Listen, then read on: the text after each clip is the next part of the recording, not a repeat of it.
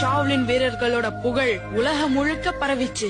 அந்த சமயத்துல காய்ஃபுங்கிறவன் எங்க மேல செம்மையா இருக்கு. ஒரு பக்கம் காய்ஃபு கிட்ட 108 வீரர்கள் இருந்தது.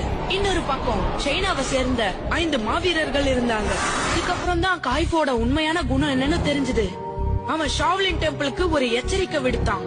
ஒவ்வொரு வருடத்தோட முதல் நாளும் ஷாவ்லினுக்கும் அவனுக்கும் இடையில போட்டி நடக்கும்னு தெரிவிச்சான். அந்த அறிவிப்பு படி கடந்த 9 வருடங்களா போட்டி நடந்துகிட்டு இருக்கு. ஒவ்வொரு தடவையும் எங்க வீரர்கள் தோத்துக்கிட்டு தான் இருக்காங்க. சைனாவுல இருக்கிற எல்லா வீரர்களுக்கும் பயிற்சி கொடுத்து பாத்துட்டோம்.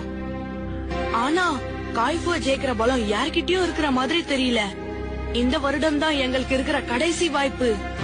இதுலயும் தோத்துட்டோம்னா ஷாவ்லின் மட்டும் இல்ல, சைனாவுல இருக்கிற எல்லாரும் காய்ஃபுக்கு அடிபணிய வேண்டி வரலாம். ரொம்ப இக்கட்டான சூழ்நிலையா இருக்கு. இதுல நான் என்ன உதவி செய்யணும்? ஷாவ்லின் ரக்ஷகன் இந்தியாவுல இருக்கிறதா தெரிஞ்சது. இது இல்லாம பல அறிவிப்புகள் படியும் பீம் தான் அந்த ரக்ஷகன்னு தெரிஞ்சுக்கிட்டேன். பீம ஷாவ்லின் டெம்பிளுக்கு கூட்டிட்டு எனக்கு உங்களோட அனுமதி தேவை அரசே.